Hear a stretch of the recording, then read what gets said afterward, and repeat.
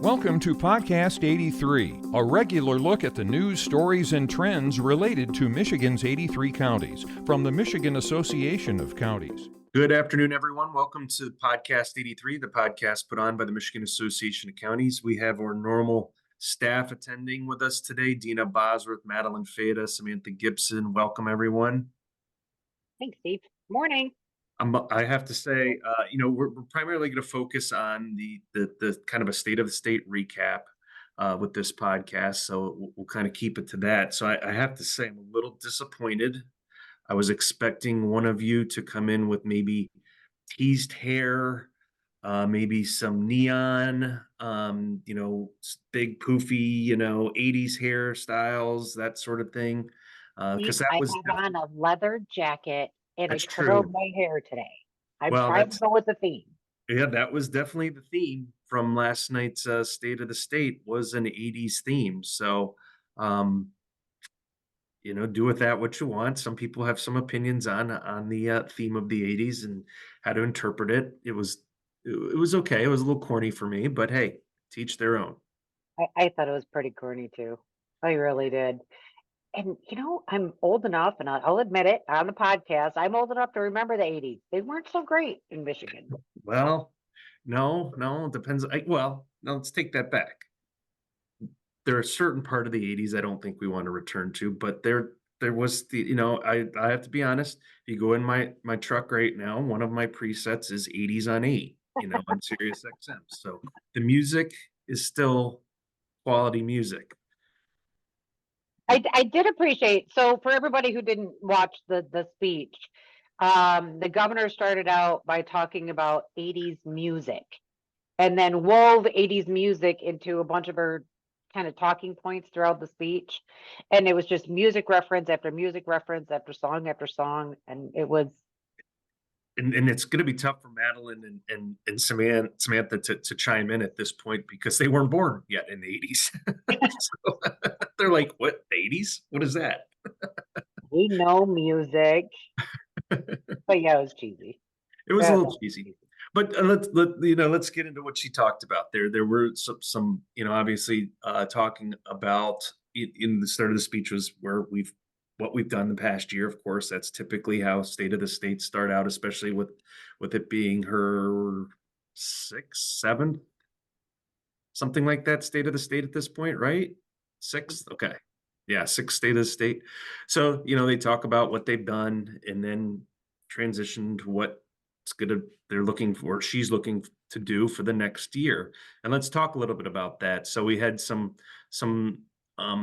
a tax credit brought up for caregivers at the tune of about $5,000, a free preschool for up to 4-year-olds statewide, making community college tuition free 2 years, the first 2 years of community college tuition free, and then R&D, basically an economic development tool for R&D tax credit. So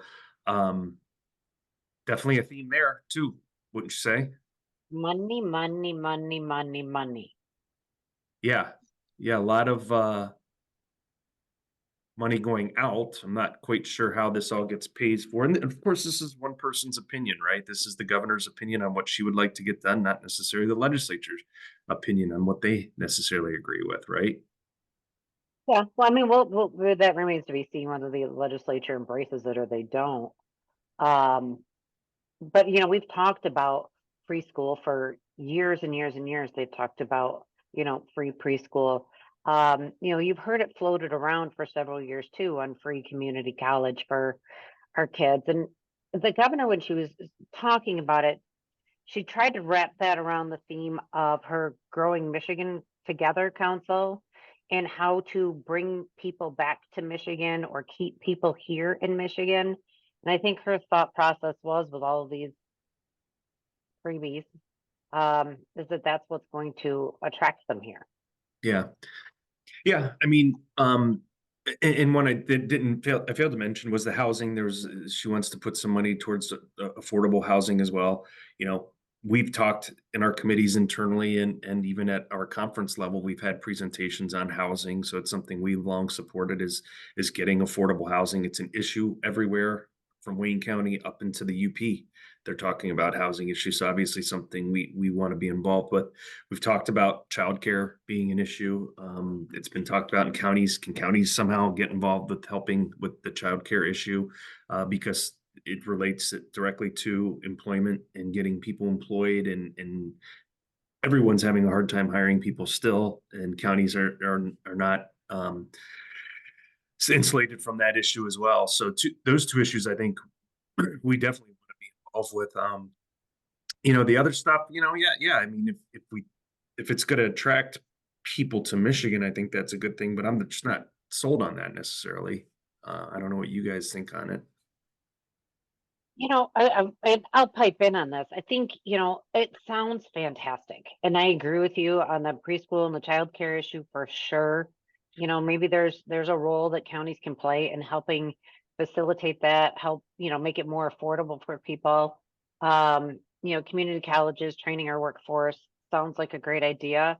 It's just, Steve, we know the budget is okay. It's okay this year. We don't know what it's going to look like in years to come. And I don't even know what these price tags are for all of these things that she wants to do. So that's what concerns me, is that what are those price tags? I mean, and Derek always tells me how far below, the Headley cap we are. The state isn't bringing in money like they used to. They keep doing these, tax credits and exemptions and giveaways, and, it makes me nervous. Yeah, I mean, obviously, on all these things, the devil's in the details, right? And until legislation's introduced, I don't think. I mean, the tax credit for caregivers, that she's talked about that for about a week or so now, and I still don't think I've seen any sort of dollar figure attached to what that actually would cost statewide at this point. So, I mean, Sam, and you feel free to weigh in on this, but that tax credit for caregivers, I think may in the long run work out not too terribly bad. I don't know. I mean, still we have to see it, but I think that keeps, people home, keeps people here taking care of their family members, and probably a better quality of life. Again, maybe because I'm getting older and I want my kid to take care of me when I'm old, but what do you think, Sam? I mean, we haven't seen a full fiscal impact on what the $5,000 caregiver tax credit would be and what exactly the eligibility requirements are. But I will say the Population Growth Council provided data that suggested the portion of our aging population is drastically increasing. I mean, the 65 and up population in Michigan is a pretty staggering portion of our entire population. And we're already seeing shortages in healthcare or nursing home, assisted living opportunities for that 65 and up population. So it's safe to assume that most people are providing that care at home. I think during the State of the State, the governor said there's nearly, I want to say over $1 billion annually in free care that family members provide to their elderly loved ones. So I do think that the tax credit will be beneficial. Do I think it will attract people to Michigan? No, but do I think it would maybe keep people around? Possibly. If you have a parent who lives near you, you're able to care for them. Or even if you were able to move to another part of Michigan, move that family member to you, I think it incentivizes sticking around. yeah. But again, that full fiscal impact, I don't know what that looks like. Yeah, I agree. I think that's a good point. I think that's for the child care thing too. I think it'll definitely keep people around if there's a robust, child care system or whatever you want to call it in Michigan. I think you're right. I think it'll keep people from going to other, states and leaving.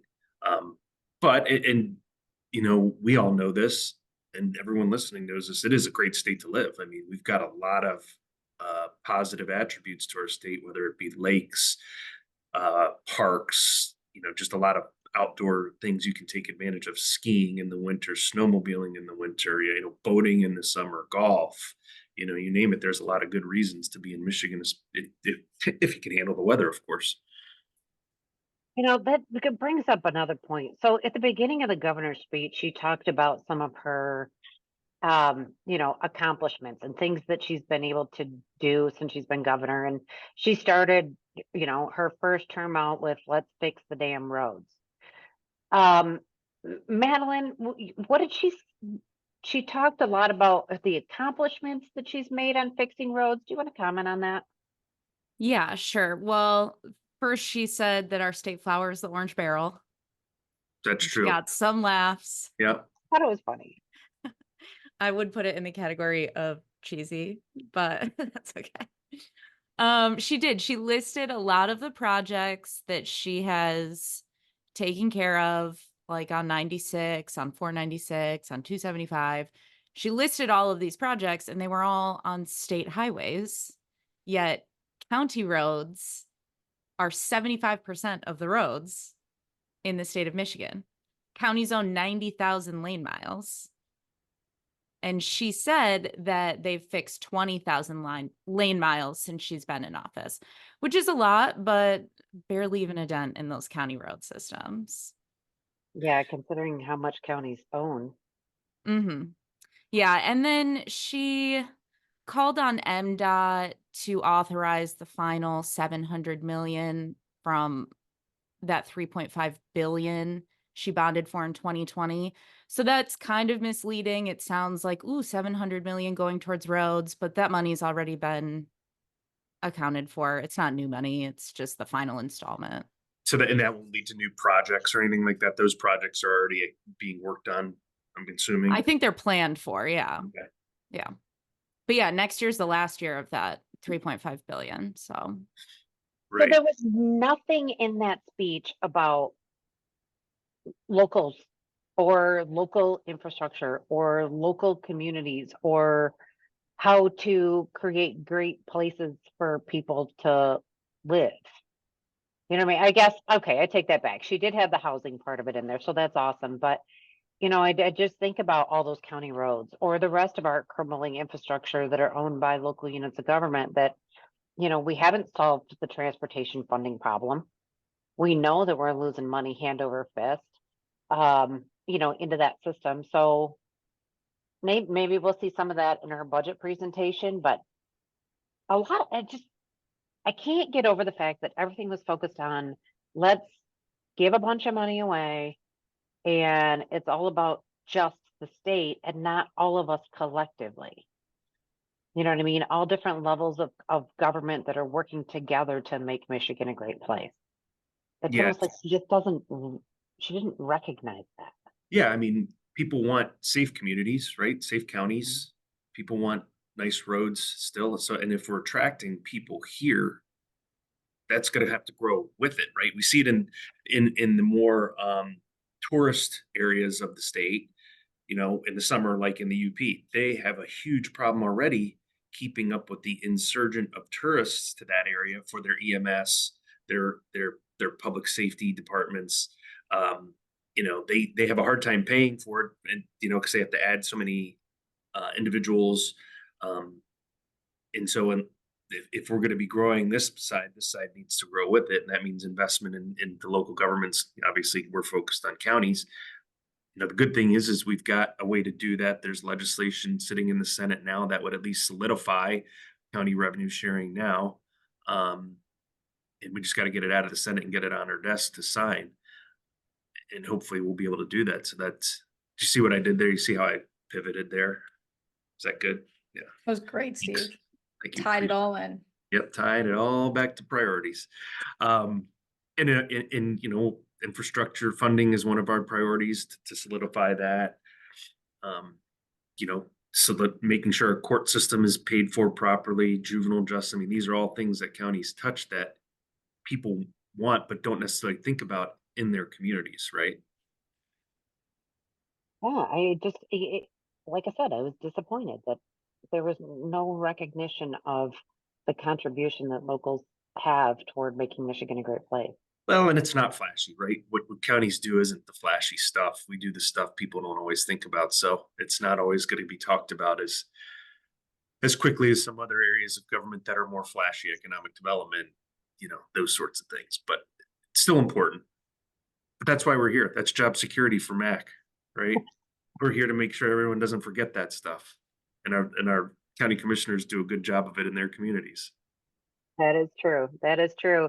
Speaking of county commissioners, we did have, some of our members come down and attend the receptions and watch the speech with us, which was fantastic. Different county commissioners from across the state were all in the Heritage Hall area of the Capitol building, and it was nice to see everyone. Yeah, we had Totally.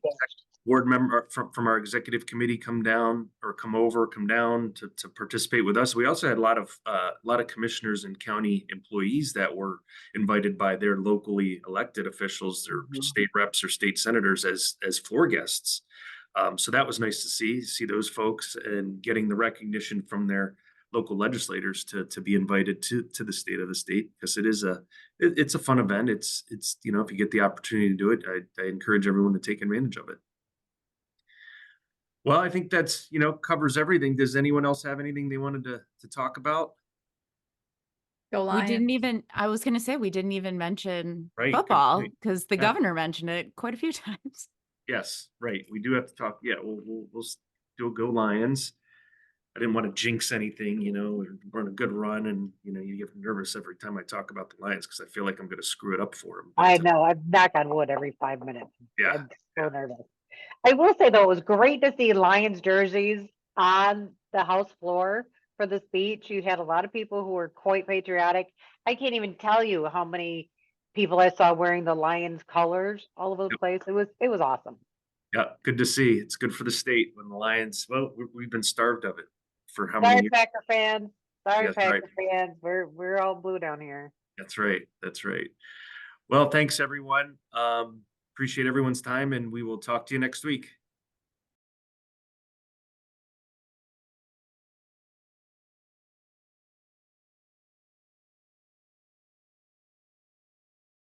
Thank you for listening to today's episode of Podcast 83.